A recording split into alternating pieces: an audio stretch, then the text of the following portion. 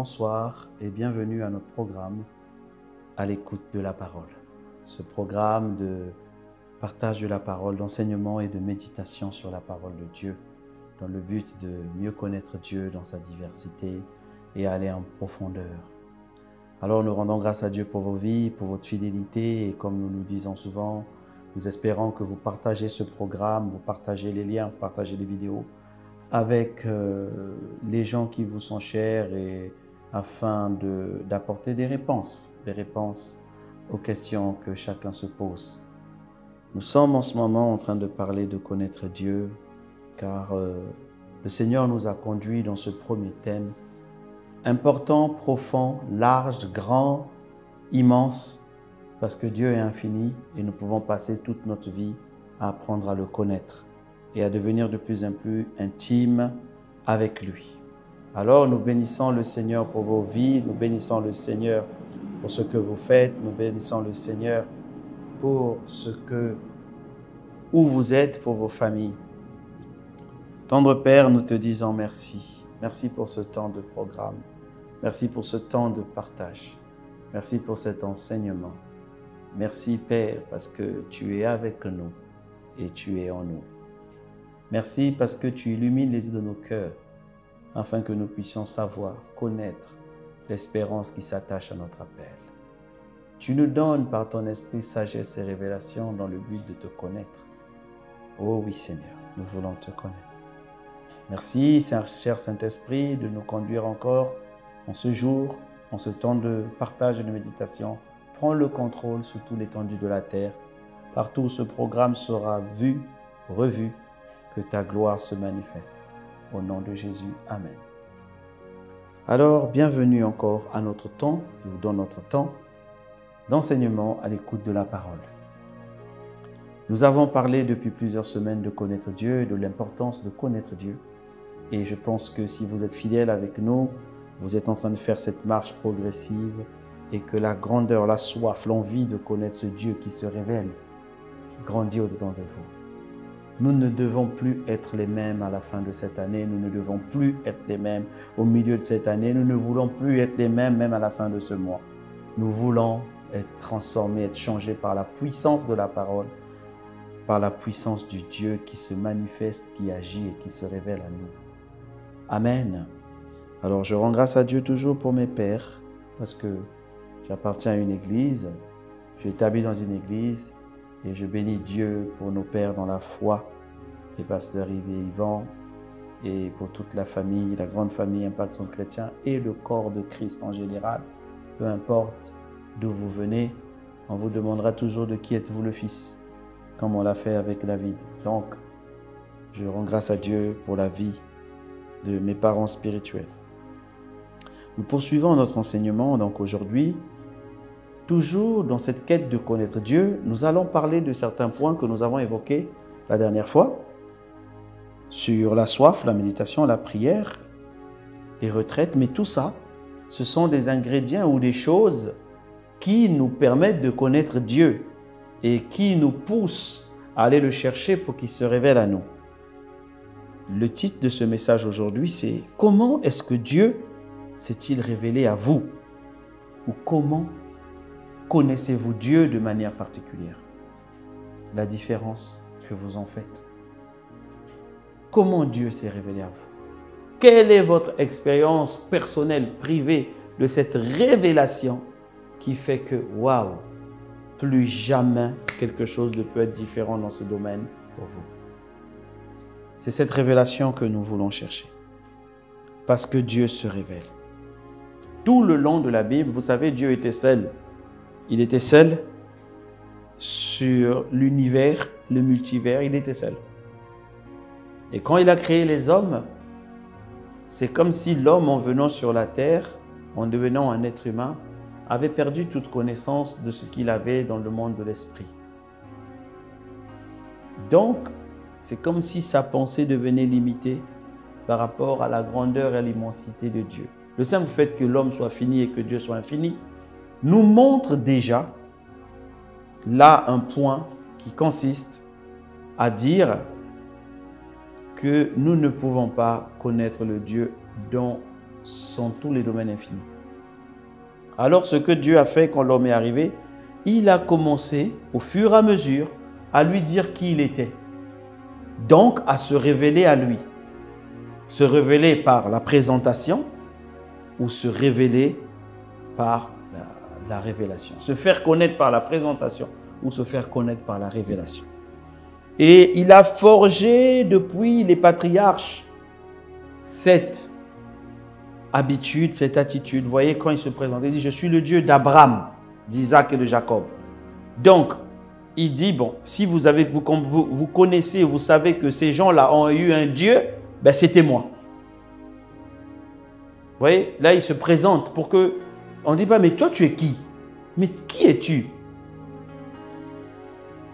Il se présente.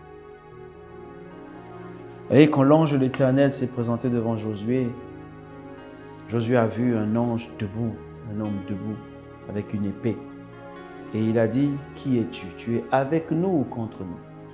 Quand il s'est présenté, il a dit, je suis le chef de l'armée de l'Éternel. Josué s'est prosterné parce qu'il savait qu'il avait en face de lui le Saint-Esprit.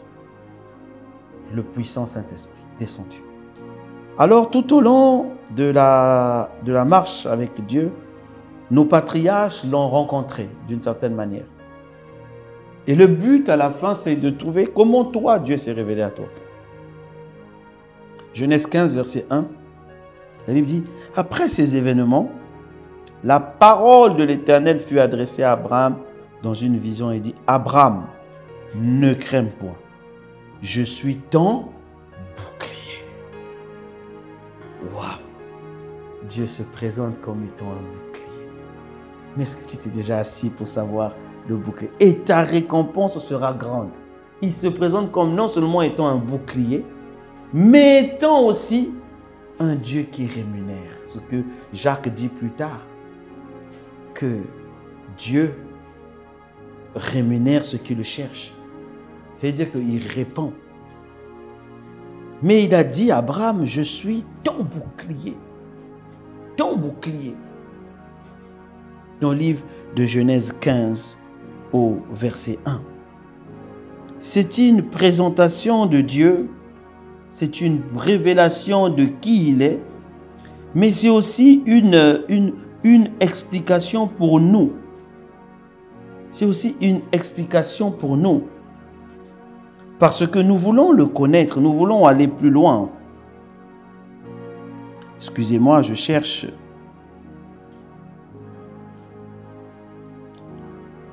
Il dit, je suis ton bouclier.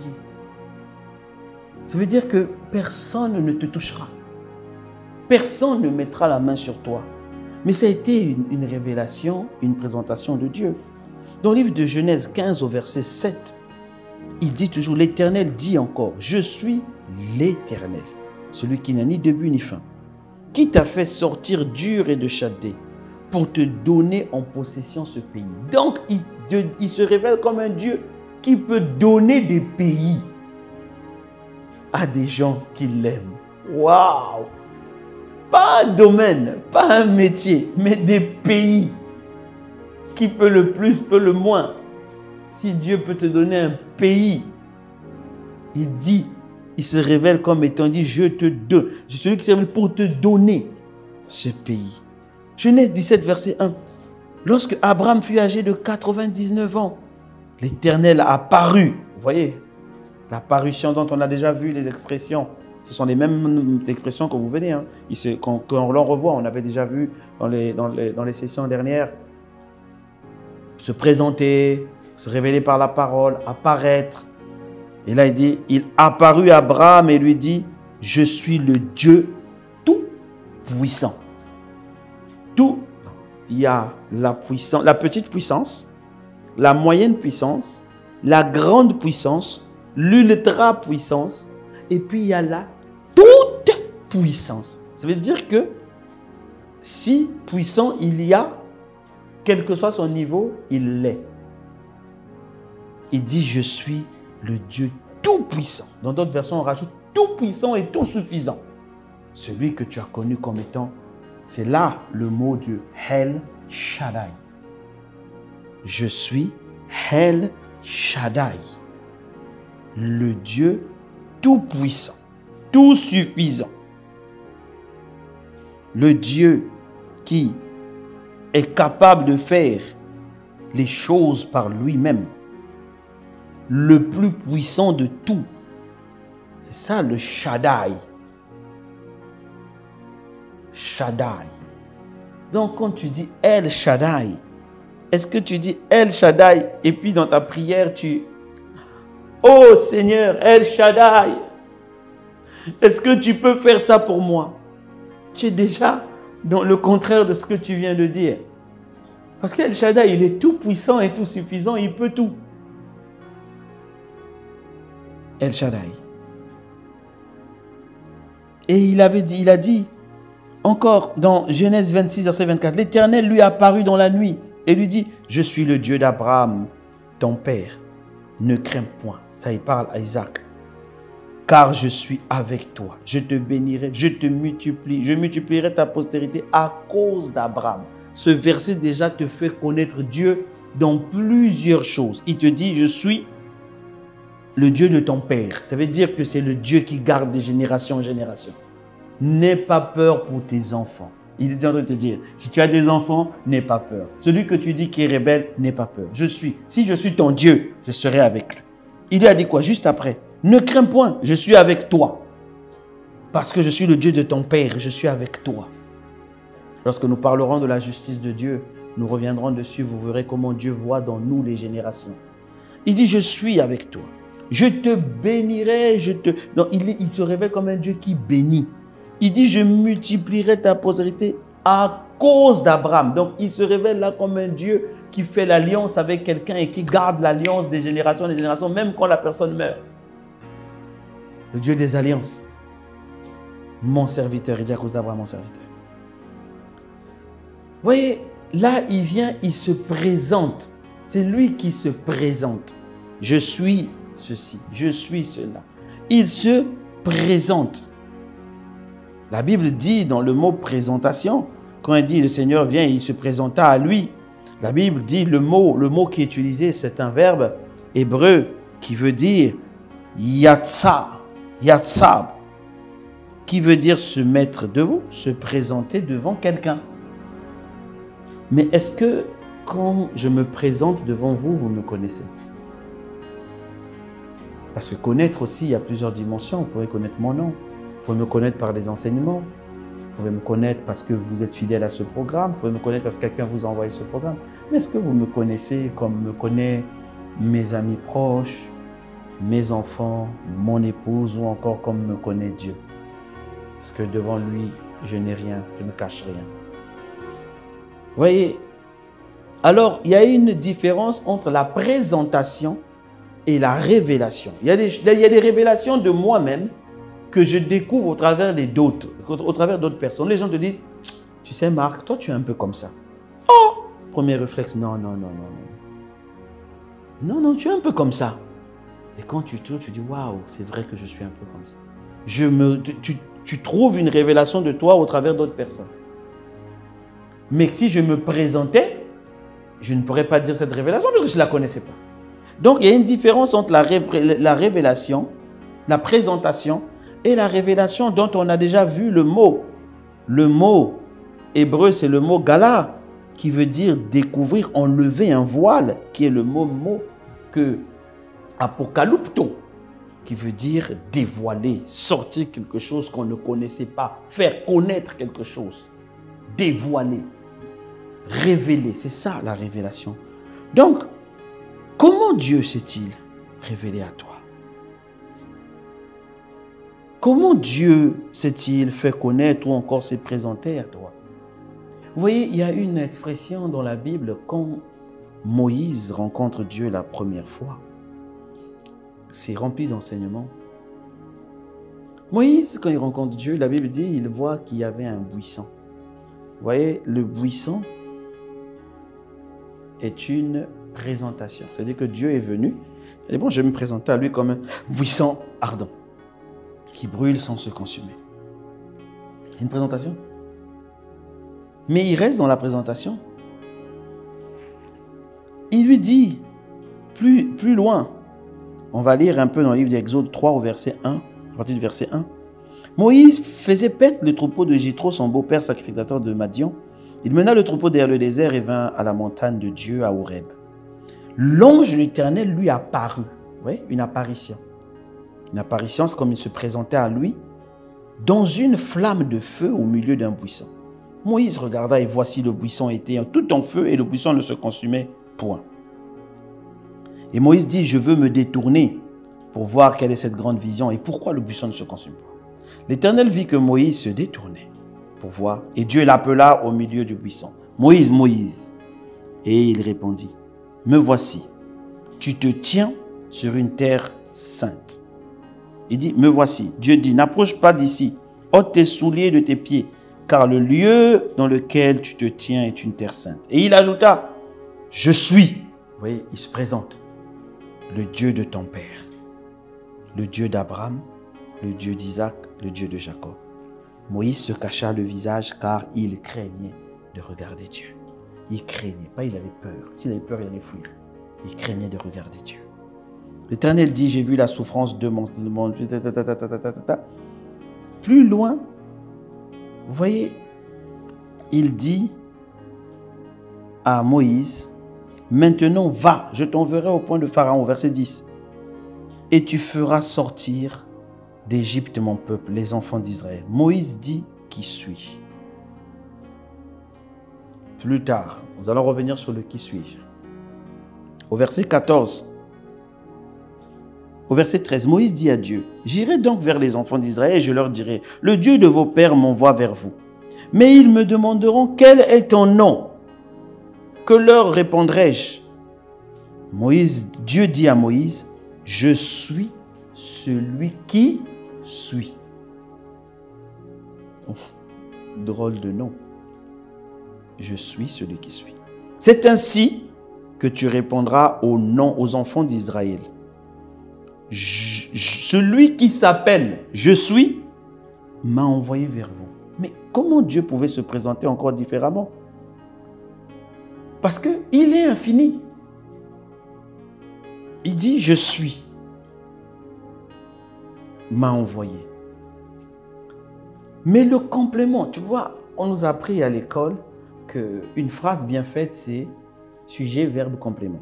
Je suis en bonne santé. Je suis en paix. Je suis sujet, verbe, complément. Je suis fort. Je suis. Mais il s'arrête à je suis. Parce que le complément de la suite, c'est le complément que toi, tu dois découvrir. C'est comment il se révèle à toi. Il est ton je suis en quoi?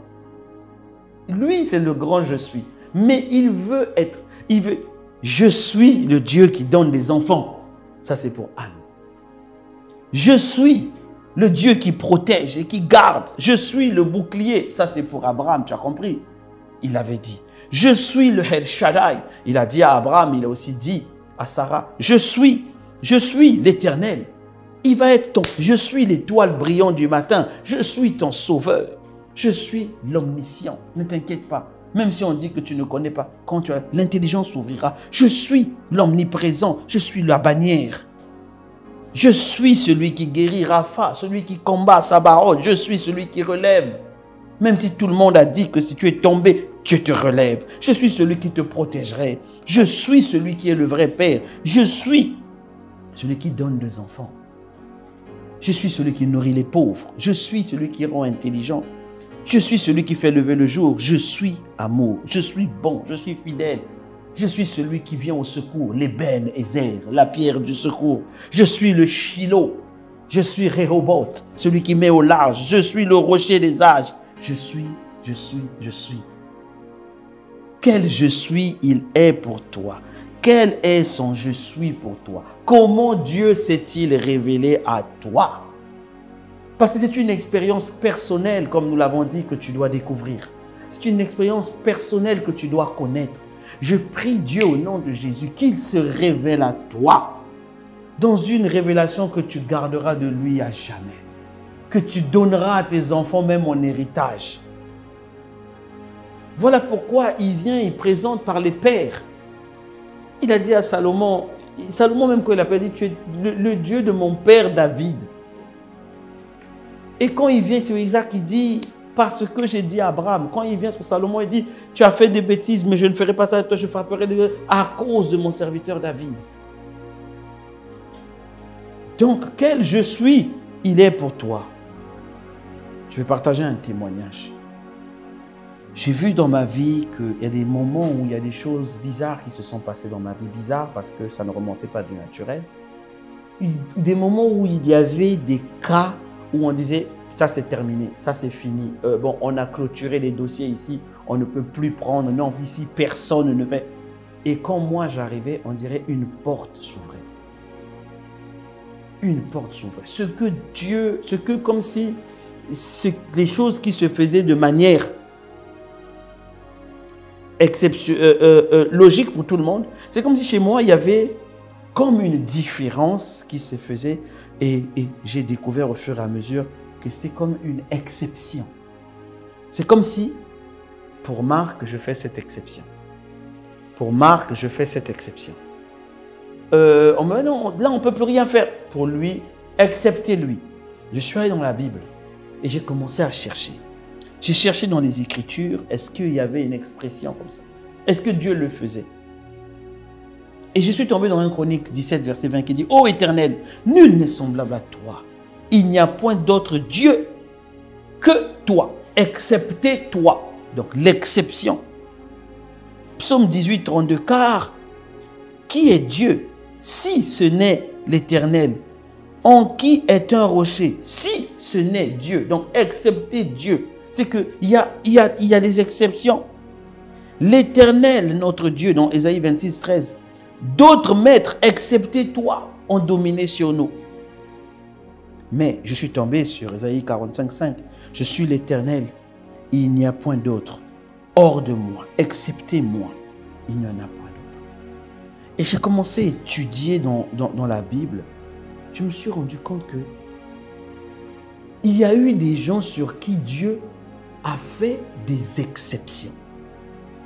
Et le mot exception dans l'hébreu, c'est le mot zaola.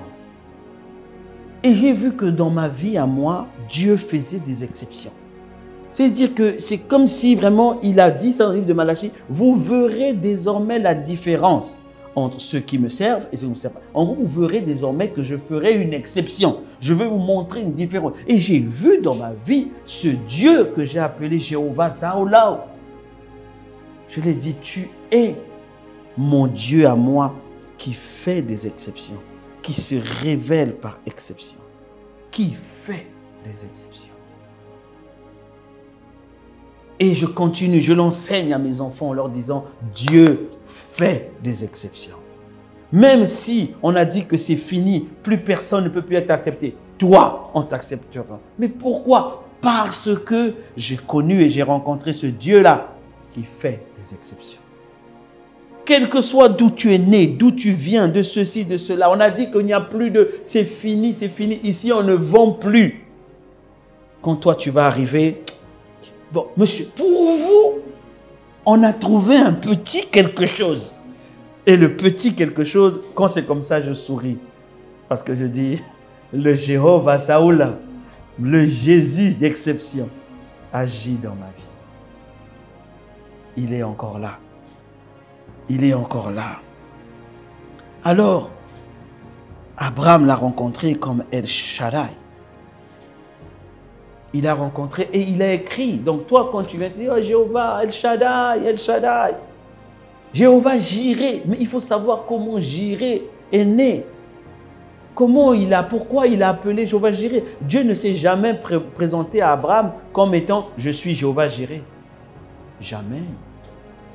Jireh est venu sur la montagne du sacrifice. Quand l'enfant Isaac dit au papa, mais on va aller là. Mais il n'y a pas de bœuf. Il n'y a pas de bœuf. La Bible dit, Abraham dit à l'enfant, Dieu se pourvoira lui-même. Mais ce n'était pas au futur. Il avait parlé, en hébreu, il était au présent. Il a dit, Dieu pourvoit. Il a dit Dieu, voilà pourquoi il est le je suis. C'est celui qui pourvoit pour toi aujourd'hui. C'est celui qui va pourvoir pour toi demain. C'est celui qui pourvoit. Il dit Dieu pourvoit. T'inquiète pas, Dieu pourvoit. La Bible dit que quand ils sont arrivés en haut, il a attaché l'enfant, tout. Mais au moment où il allait frapper, Dieu dit ne fais pas ça. J'ai vu maintenant que tu peux donner ton fils. Regarde, il y a un bélier qui est là-bas. Il y a un agneau que j'ai déjà préparé, qui payera pour tout le monde. Il y a un agneau qui est là-bas. C'est lui le sacrifice. C'est lui, Dieu pourvoit. Abraham a rencontré le Jiré. Il est descendu et Abraham a rencontré Jiré et Isaac a rencontré Jiré parce que les deux étaient partis sans sacrifice. Mais le sacrifice lui-même est descendu. Il a dit non, j'ai vu que tu as un cœur. Tu as donné ton fils. Moi aussi, je n'hésiterai pas. À quelqu'un comme Abraham, tu ne peux pas lui enlever le Dieu qui pourvoit. Et il avait une foi tellement forte que la Bible dit dans Hébreu plus loin que Abraham disait Dieu capable de ressusciter Isaac, même si je le tue. Il y a des choses que les gens ont rencontré Dieu. Jéhovah Rapha, il a dit je suis le Dieu qui vous guérit. Mais ils l'ont rencontré le jour où, dans le livre de Nombre, la Bible dit que Nombre 21, versets 4 à 9, ils partirent à la montagne d'Or sur le chemin de la mer Rouge pour contourner le pays d'Édom. Le peuple s'impatienta en route et parla contre Dieu. Il ne faut pas faire ça. Et contre Moïse. Il ne faut pas faire ça aussi. Pourquoi nous avez-vous pas fait monter hors d'Égypte pour que nous mourions dans le désert? Car il n'y a point de pain, il n'y a point d'eau. Et notre âme est dégoûtée de cette misérable nourriture. Alors l'Éternel envoya contre le peuple des serpents brûlants. Ils mordirent le peuple. Il mourut beaucoup de gens en Israël. Le peuple vint à Moïse et dit, nous avons péché, car nous avons parlé contre l'Éternel et contre toi. Prie l'Éternel. L'Éternel dit à Moïse, verset 8, fais-toi un serpent brûlant et place-le sur une perche. Quiconque aura été mordu et le regardera conservera la vie. Moïse fit un serpent d'airain et le plaça sur une perche. Quiconque avait été mordu par un serpent regardait, serpent d'airain conservait la vie. Le Rapha. Mais Jésus vient expliquer qui est le véritable Rapha. Dans Jean 3, versets 14 à 17, il dit, c'est Jésus qui parle, et comme Moïse éleva le serpent dans le désert, il faut de même que le Fils de l'homme soit élevé, afin que quiconque croit en lui ait la vie éternelle. Car Dieu a tant aimé le monde qu'il a donné son Fils unique afin que quiconque croit en lui ne périsse pas, mais qu'il ait la vie éternelle. Dieu en effet n'a pas envoyé son Fils pour juger ni pour condamner le monde, mais pour que le monde soit sauvé par lui. Il vous montre que le véritable Rapha, c'est lui, le Dieu qui guérit. Voilà pourquoi quand tu es malade, si tu connais cette révélation, tu vas te focaliser dans la prière. Tu ne vas regarder qu'aux meurtrissures. Tu fermes tes yeux et tu regardes aux meurtrissures. Parce que quoi? La Bible dit, par ces meurtrissures, je suis guéri. Pas je serai, je suis guéri déjà. Et soudain, tu vois la maladie diminuer. Tu vois la maladie diminuer. Tu vois la maladie diminuer. Tu vois la maladie diminuer. Tu vois la maladie diminuer. Si ce n'est pas ton temps, ce n'est pas ton temps. La maladie va reculer. Et puis, on n'est pas obligé de partir en étant malade. On n'est pas obligé. Je lisais encore l'histoire d'un grand serviteur de Dieu qui est parti sans être malade, avec 93 ans, sans être malade. Je lisais encore l'histoire de cette servante de Dieu qui a appelé ses enfants et dit, bon, demain, je vais partir. Dans son lit, elle est partie dans son sommeil, dans le calme. Elle avait peut-être 95 ou 97 ans. Sans pourquoi Dieu ne veut pas qu'on soit malade. Mais tu dois le rencontrer comme le Jéhovah Rapha. C'est une rencontre personnelle. Ce n'est pas quelqu'un. On peut te prêcher Jéhovah Rapha, mais tu dois le rencontrer. Tu dois le rencontrer, le Rapha. Et comment tu rencontres? Dans les Écritures, tu plonges et tu dis, waouh, quand je regarde à ces meurtrissures dans mon esprit, je vois aux flagellations, au dos déchiqueté, à l'épine, à la couronne d'épines. Je vois aux blessures, je vois aux mains trouées, je vois le sang. Soudain, je sens que la vie recommence à couler au-dedans de moi. Je me lève. Comment Dieu s'est-il révélé dans ta vie? Comment Dieu s'est-il révélé à toi? Il est qui pour toi? Il est ton Jéhovah quoi? Il est qui pour toi? Assieds-toi, mon frère. Regarde. Il s'est déjà révélé de plusieurs manières, mais tu ne sais pas. Tu as prouvé que c'était normal. Assieds-toi, assieds-toi, assieds-toi. Tu dois avoir non seulement les présentations de Dieu, ce que nous t'enseignons, ce que l'Église t'enseigne, Dieu est, mais tu dois avoir des révélations qui viennent des rencontres avec Dieu. Que cela soit ton partage au nom de Jésus. Que ce temps que tu vas prendre pour méditer, Dieu va t'ouvrir l'intelligence pour que tu saches comment il t'a déjà rencontré plusieurs fois. Et tu saisis ça et tu l'utilises dans la prière. Tu l'appelles comme ça. Et là, il va dire oui, je viens de voir quelqu'un qui me connaît. Et il se révélera à toi parce qu'il dira, tu m'appelleras et je dirai, me voici. Que cela soit ton partage. Au nom puissant de Jésus. Tendre Père, merci pour ce temps. Merci Père. Merci parce que tu veux que l'on te connaisse et l'on va te connaître. Merci pour ce que tu fais. Merci pour ta grâce, tes faveurs.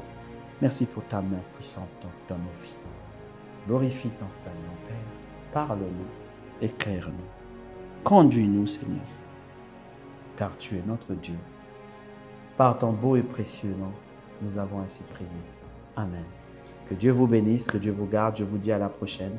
Mais rentrez dans ce temps de méditation et appelez-le comme il s'est révélé à vous. Appelez-le comme il s'est révélé à vous. Nous nous voyons la prochaine fois. Nous allons approfondir encore dans ce sujet de connaître Dieu. Oui, tu vas le prier différemment. Tu vas le chanter. On verra une différence quand tu vas prier. Parce que tu ne prieras pas quelqu'un dont tu as entendu parler. Tu prieras quelqu'un que tu as rencontré. Jésus est réel, Jésus est vrai. Que Dieu vous bénisse. Si vous n'avez pas encore donné votre vie au Seigneur Jésus, restez avec nous et faites cette prière qui va suivre avec nous et rentrez dans la famille de Dieu. Envoyez-nous des messages, envoyez-nous vos témoignages, vos commentaires. Envoyez-nous, puissions savoir partager votre joie de ces rencontres avec Dieu. Que Dieu vous bénisse. Bonne soirée, bonne nuit, bonne journée, selon là où vous vous trouvez. Amen.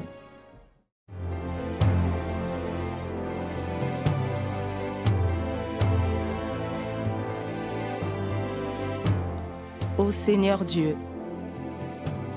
je crois en ton Fils Jésus-Christ. Je crois qu'il est mort pour moi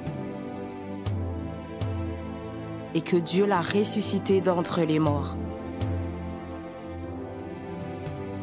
Je confesse de ma bouche que Jésus-Christ est le Seigneur de ma vie. Dès maintenant et pour toujours. Je donne ma vie à Jésus-Christ dès aujourd'hui et j'ouvre mon cœur par la foi et reçois le salut.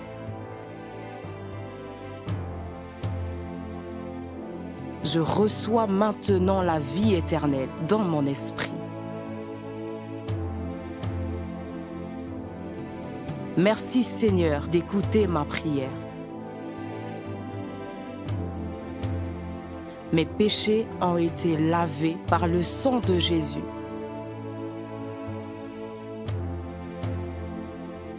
Christ vit maintenant en moi. Et je suis libre. Je suis sauvé. Je suis né de nouveau. Et dès aujourd'hui, je marche en ayant conscience de ma nouvelle vie en Jésus-Christ.